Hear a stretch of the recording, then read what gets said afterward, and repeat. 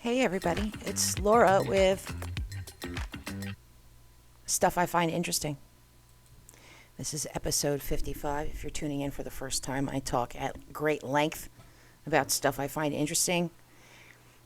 There's no music, there's no special effects. It's just me talking about stuff I find interesting. So you should know pretty quick if that's your thing or not. So we're going to start out with stuff I find interesting. Now, when I was a young lass, we had our school prom on the Hudson River cruise, which I thought was very swanky. See, look at this thing, the Rip Van Winkle. Go up the Hudson, loop around. Let's get a better picture for you. There we go. There's a good picture. Man, who does this?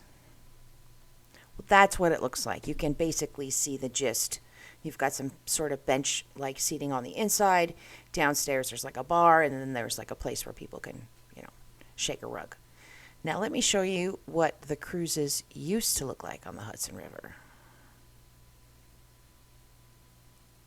So these are the Albany and the Hudson River Day lines. These are the steamboats that would go up and down the Hudson. And as we can see, hang on, let me get down there to where it is.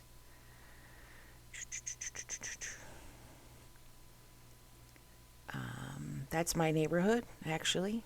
I'm just a couple blocks up. Where the heck is it? Oh, man, we're not off to a good start. Well, here we go. Look at this. This is the interior of what it used to look like, the ships that would go up and down. Look at these beautiful chairs. These rattan chairs, this grand staircase.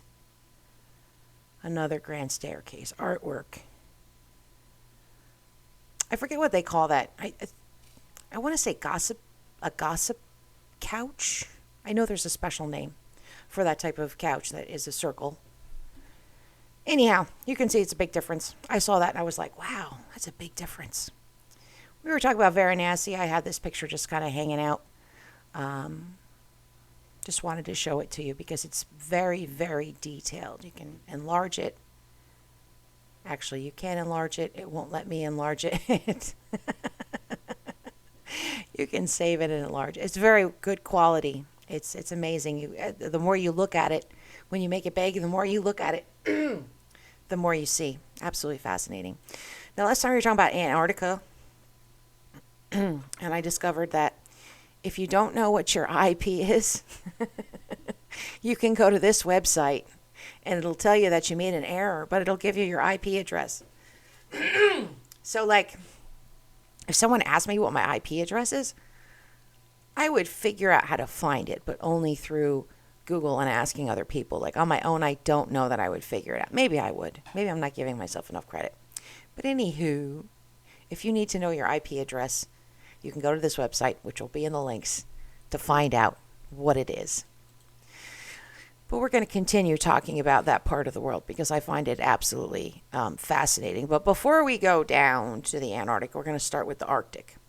What's the story on the Wrangel Island conspiracy? Back in 2012, my grandmother reached out to me because she was worried about the conspiracy theory that Obama was giving away American land to the Russians, and he refused to protect Wrangel Island from Russian occupation. This was a super weird statement that came out of nowhere, and I have no idea where she picked it up from. But if you look at a map, Wrangel Island is in the Siberian Arctic and is not near Alaska.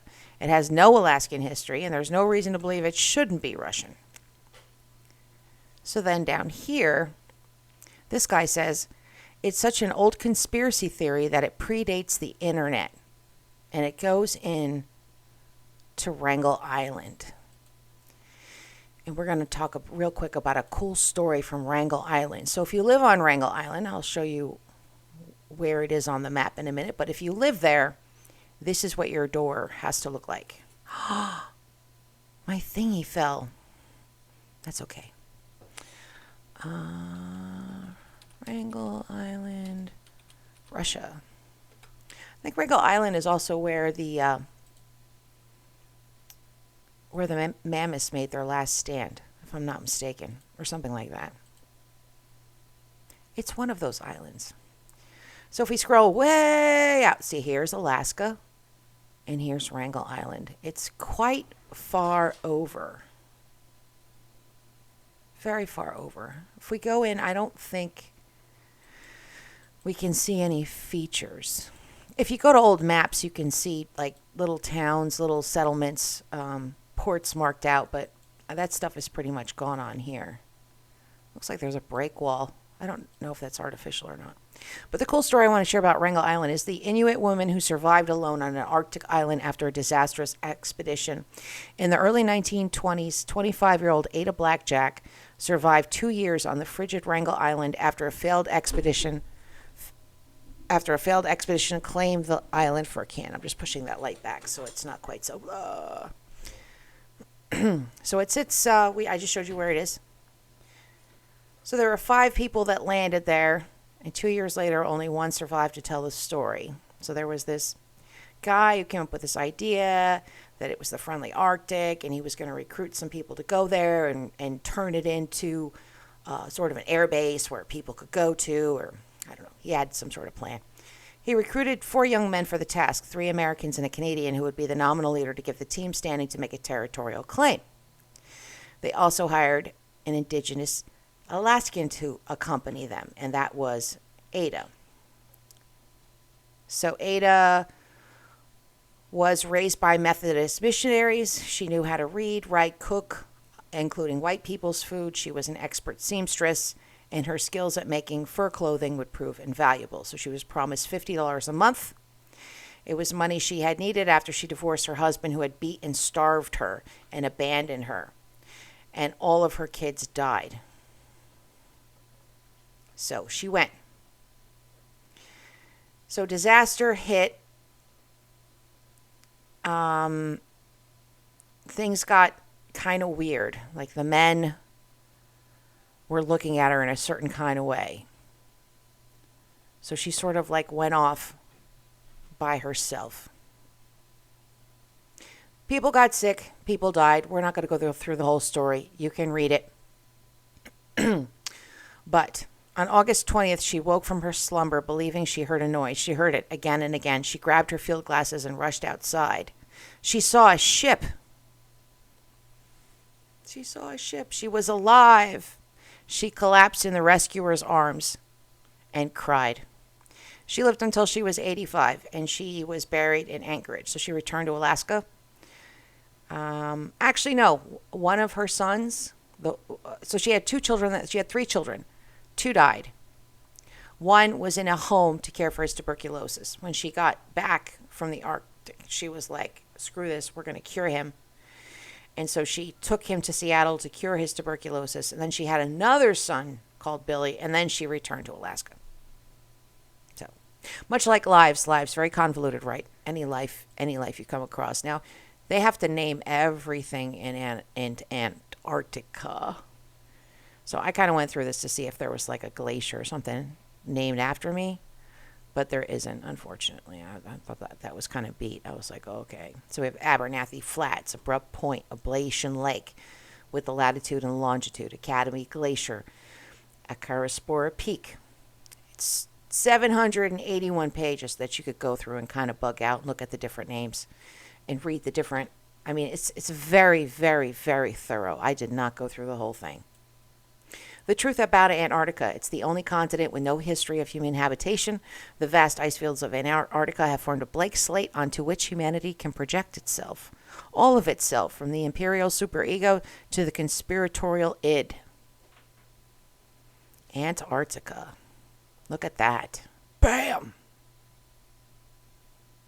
Here we have a map.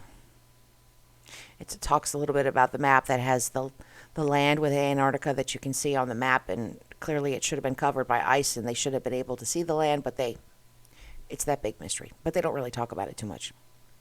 Here we have Shackleton's ship, who got famous Ernest Shackleton expedition, where the ship got stuck, and then there was this whole epic thing that happened. If you hadn't read about it, I would encourage you to. More pictures. So the rule is Antarctica is supposed to be a continent of science with all military operations since the Antarctic Treaty of 1959. But you remember last time we talked about Project Iceworm and Project Century and Site 1 and Site 2 and all those other places. So, and that was for the purpose of nuclear weapons. Collective consciousness must believe in the deification of science on the ice. Otherwise, it would have to admit that the reason for each nation's presence in Antarctica is political, not scientific. So there's this big game, this big sort of back and forth game, which is why I showed you all the names, because I think what they do is they go out there and do military stuff, but they send some poor guy out to like name everything. Okay, go find some go find some stuff to name. I could be wrong about that. This is how big Antarctica is. This is the United States. It's huge. It's much bigger than I expected, actually. This is how it's divided up. We have Norway, Australia, France, a little bit more of Australia, New Zealand, Norway, Chile, Argentina, Brazil. So 7 sovereign nations have made 8 territorial interests in Antarctica. However, if we look at this map and we blow it up, we have Japanese names, we have Chinese names, we have what looks to be perhaps maybe German names. So even though it might be divided up a certain way, there's all kinds of people here. This actually goes into the different bases that are on Antarctica. If Antarctica, this is split with the most researchers. So the United States is leading with the most researchers and the most resources and people that are located there, followed by other, and then Chile, surprisingly. But China's not on there. Oh, China is on there. China actually is, this is probably wrong. China actually should be a little bit bigger. China just built a 5th base. So they have 4 bases in Antarctica. They just built a 5th one. I'm going to show that to you. So this is claims to Antarctica if the frontage theory was universally implemented. This has to do with maps and cartography. It's very intense. If you're into that kind of thing, it'll make you very happy. Oh, no, not this again. Oh, my God. Okay. These are all the Antarctic stations and bases that are currently occupied. We have the station name, the nation, coordinates, situation, the altitude airfield opened, and the winter population and the summer population. We can see the Aboa, which is Finland, has 20 in the summer. Maybe they study seals. Maybe they study ice cores, presumably. The Amundsen Scott base has 250 people in the summer, but 75 in the winter, which is much bigger than I would have expected. And we can go on and on. We can see Chile, Argentina, Brazil, France, United Kingdom, Pakistan has a base there. It is not currently occupied by anybody. I don't know why I didn't pick up on that the first time. Pakistan base, Antarctica. I don't know why I have such a time. Antarctica. I don't know why I have such a hard time with that.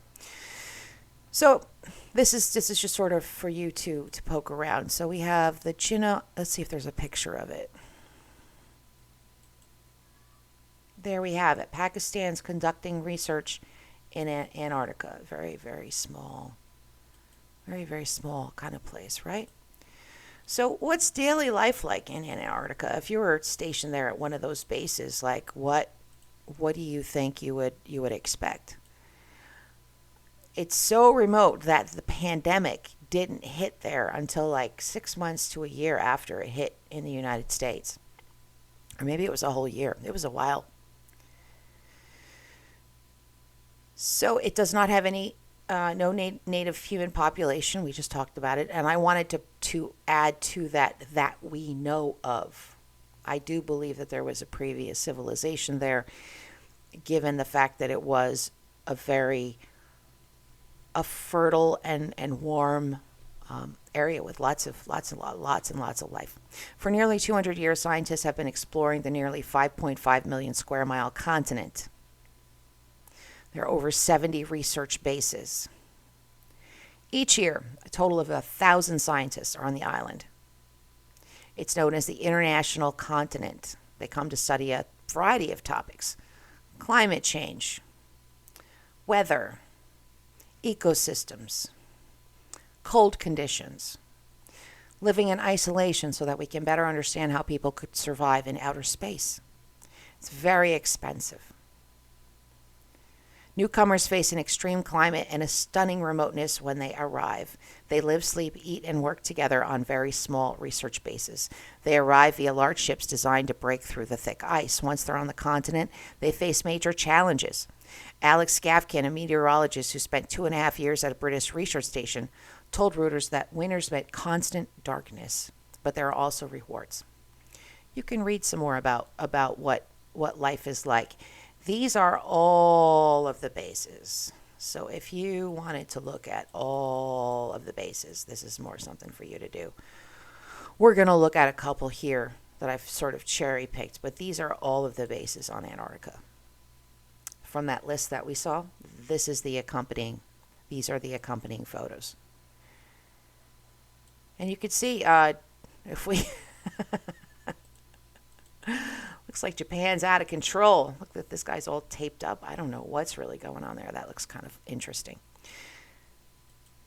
So Antarctic bases used to be wood huts. I don't know if you've ever seen the Shackleton sort of station. I think there's a picture of it in here, but it's very, I don't want to say it's primitive because it's very well made, but it's, it's wood.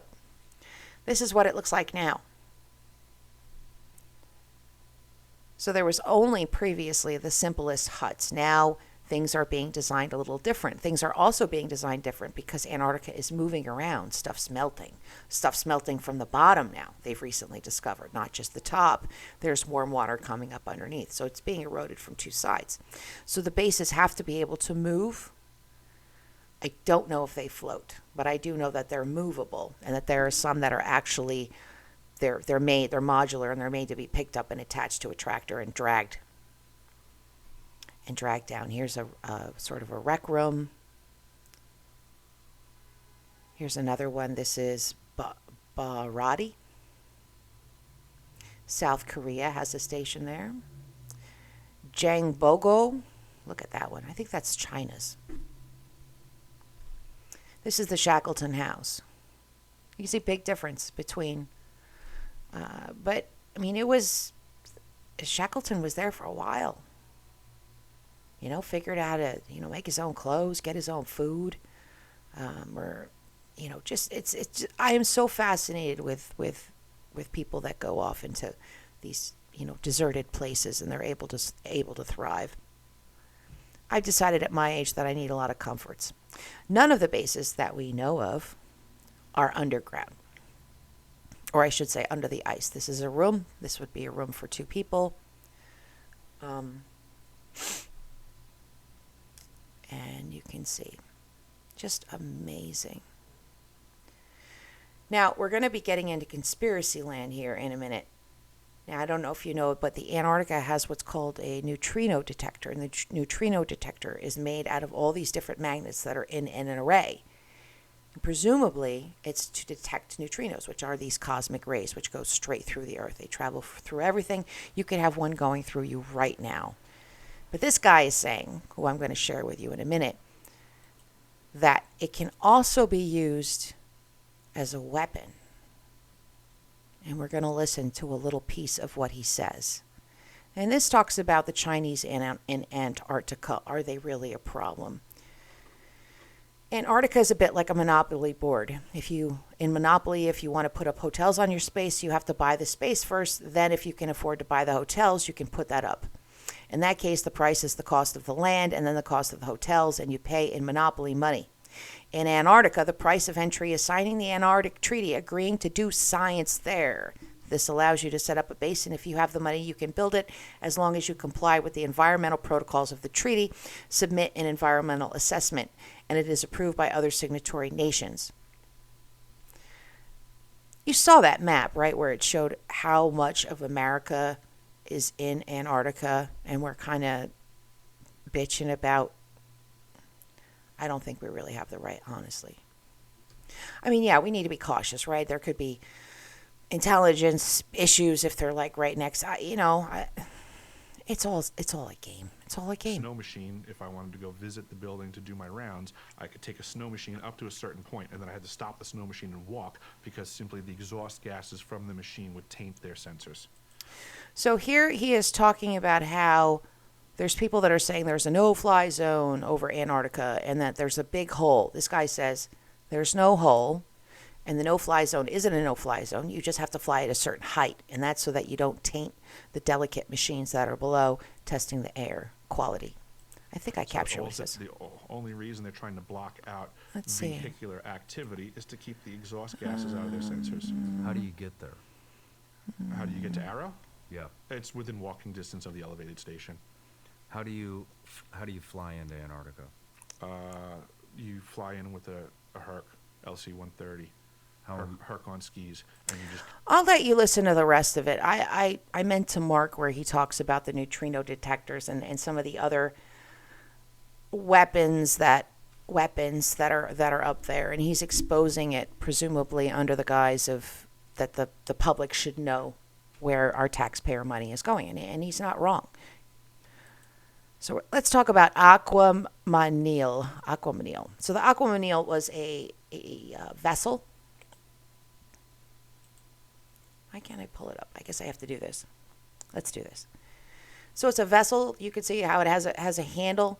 You would pick it up and you would pour it over your hands before like eating or during I don't know if any of you've ever been to like a Protestant church, but they do a thing where they pour water and the priest cleans his hands. It's supposed to be ceremonial, but it's also used secular wise. So these are from the medieval times, and I just think they're incredible like little works of art that have survived. If we blow this up, we can go in real close. Oh, we can see is he missing his hand? Looks like he might be missing something. But look at the detail on that. Crazy, crazy, crazy. Okay, 2012, that's going back a while. But this is something that happens on our bridge, our local bridge, the Mid-Hudson Bridge of Dutchess County, where the chicks get banded and they get, environmentalists follow them to make, check their flights and are they eating and are they reproducing. But I love the pictures. Like this guy's so mad. He's like, put me the heck down. He's like, this is an insult. Quit it. I just thought it was cute. There's a whole bunch of pictures there that you can or you can look at them all at once. But this is one of the bridges. That's not my bridge, but that's one of the bridges that it's on. You can see here's the worker. He's up top, on top of the bridge. And there's Mama or Papa saying, hey, what are you doing? Speaking of bridges, composer Joseph Bertolozzi played the Mid-Hudson Bridge. I think I shared this before, but it's just so crazy to me. Oh, we're going to have an advertisement. Yeah, no advertisement. So there doesn't appear to be any sound. Oh, there it is. So surfaces, that's piano as an instrument, not having other musicians, violinists or flutes or whatever. Okay. Estimates he now has 300 different sounds from the bridge. And that's going to be just like a dum dum dum dum dum. So he gets different sounds from the bridge using different devices to hit the bridge and hitting the bridge in different spots. And then he records it, and then he makes music out of those sounds. And he did a public art project called Bridge Music, which is a unique sound installation featuring the Mid-Hudson Bridge as the instrument itself. It was launched during the 400th anniversary celebration in 2009 of Henry Hudson's voyage up the Hudson River. So he would hit the guardrails, the girders, with various mallets.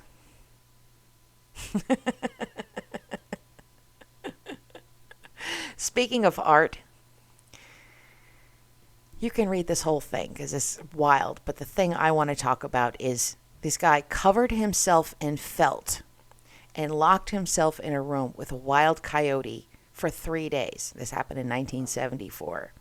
And the name of the art performance was I Like America and America Likes Me. Now, the reason why he said he wrapped himself in felt was during the war. Let me see if I can find this.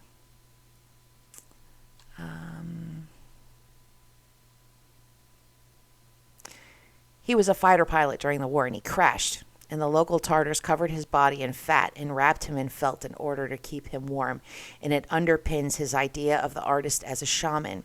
During the period of 1950s to the early 1980s, Beuys demonstrated how art might originate in personal experience, yet also address universal problems and topical issues of the day. And he eventually made friends with the wolf, or the coyote rather, at the end of it all. Kind of neat. So when I was little, when I was younger, I used to read these books. And it's really kind of cool to see them again. Maybe not these books specifically, but this style. So the style, even though it's a comic book sort of thing, graphic novel, you can see it has sort of a movie style. There's like, scene 1, scene 2, scene 3, scene 4. Really cool stuff. Let's start to get into conspiracies. So Graham Hancock, what does he talk about here? I forgot. There's something in there for you to look at. I think it was about the pyramids. Always worth listening to him. I enjoy listening to him, and I find him to be very grounded. He talks about how there was probably a universal society before the society that exists now, society meaning man. In the last 10,000 years, there was probably people before then who were technologically advanced, and by advanced, I mean they weren't running through the woods catching their food on the run, being nomadic. Although some nomadic tribes have displayed incredible technical expertise as well. So that's actually not really a great analogy, but you know what I mean. Let's go back to my boy, Athanasius Kircher. Athanasius Kircher, the last man who knew everything. Would you rather be knowledgeable in a variety of topics or an expert on just one topic? Today's emphasis on academic specialization supports the latter. We rarely encounter someone with multiple PhDs in unrelated fields. He was a Jesuit priest, and he published nearly 40 works on subjects such as linguistics, Egyptology, which he's known as the father of, to geology and medicine. Despite his powerful resume, however, history has forgotten him for one simple reason. He was wrong about almost everything. But his stuff was it was really ahead of its time, even though it might not have been quite right. But there was something that he was correct about. He was correct in that during the plague, he knew that the plague was caused by little tiny organisms, and that was making people sick. And so he talked about the importance of hand washing and the importance of separating people and burning the bodies. So he actually did get that right. But the other thing that he got right was he really got into magnetism. And he decided that magnetism was God, and that magnetism was the thing that held the whole world together. And I just think that's just absolutely wild. Magnetism is God. And here's an academic inquiry as collection. It'll be in the links, and you can read it. And this goes into the magnetism and his different observations. And he was on to a lot of stuff that was true, but he was also wrong about a lot of stuff. So we're coming to the end. The next thing we're going to do is you're going to laugh at me, but we're going to bend a spoon. Sometimes I just want to rent a car. Oh boy. So did anybody watch the Super Bowl? I did not watch the Super Bowl. I did check out the pictures of Taylor Swift, though. I'm not going to lie. I was nosy. I wanted to see what she wore, too. She had a cute outfit on. Hi, this is Ariana Barrett, here to teach you some quantum spoon bending. I've had clients ask to show you that, it's actually a solid piece of metal, and I will show you. I'm going to try to bend it myself. I'm trying as hard as I can. I can't, my muscles are shaking. I can't muscle it. So I can actually bend it, because it's a cheap spoon. Let's see if we can do it. Let's see if we can. Adrenaline, or it was life-threatening. I'm sure something could kick in, and I could bend it. But for all purposes, okay. And I close my eyes. It just Okay. helps me connect a little bit. We're going to focus on the spoon. Deep breath. Okay. So for me, I saw the spin going So right into the center. spoon has a spin on it. Bend, you're going to see a different spin. So just because you're working with This one's gonna spin this way, you're not I gonna think. have the same spin. So, okay, I'm seeing the direction of the spin. That's going to bend this fork. And now I'm asking it to accelerate to the fastest possible speed.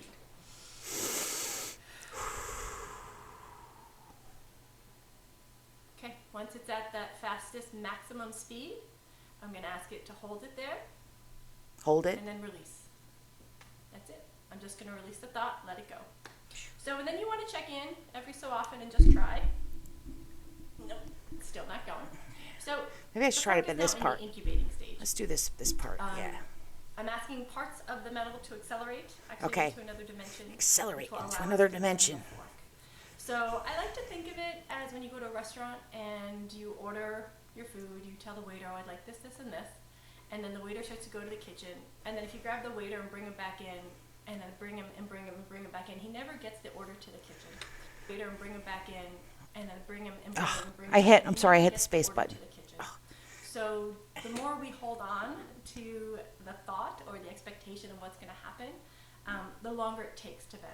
So it can take anywhere from 20 seconds to 20 to 30 minutes to have this bend.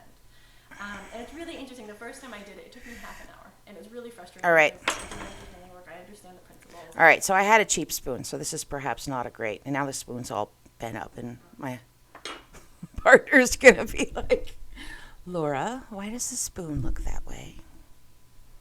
I'll be like, I'm not sure what this is. It's a cool picture. Sutro Baths. Sutro Baths was in California. Yes, California. And it was just not only an amazing bit of architecture, but it was a place where everybody went. Now, why did everybody go to the Sutro Baths? Everybody, let's see. I've definitely showed you this before. It was next to the Cliff House. But you went there to literally swim. Oh, this is a book you can buy. Oh, it's the wrong link. Do I want to go in there? Sutro Baths. Okay, I'm not sure what I did. Sutro Baths, though, check it out. Definitely worth looking at. And it's a different, just from a totally different time. People socialize differently. People were entertained differently. I mean, obviously there's commonalities, but it was just a different world. So what we're going to do now is we are going to listen to some Athanasius Kircher music, because he did music too, as we look at some of his stuff.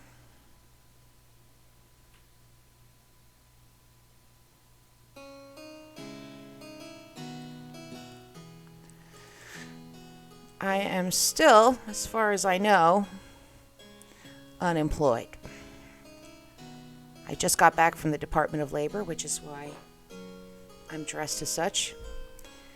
So after this, I'll check my emails, go back to my LinkedIn, go to ZipRecruiter, go to Indeed, do the whole...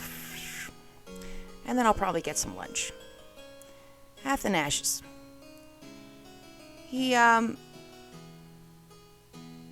tried to learn how to read hieroglyphics. He got close. I think he was involved with the Rosetta Stone too somehow, but you could see he drew some wild stuff. He had quite the imagination. We have some Egyptian mummies. Kircher developed the idea of God as an organ builder and organist and compared the 6-day labor of creation with the 6 registers of the cosmic organ. That is incredibly interesting when we think of sound waves, right?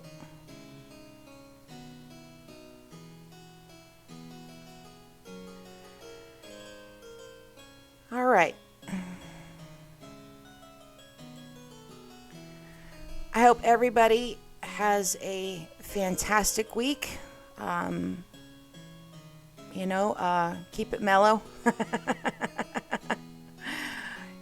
And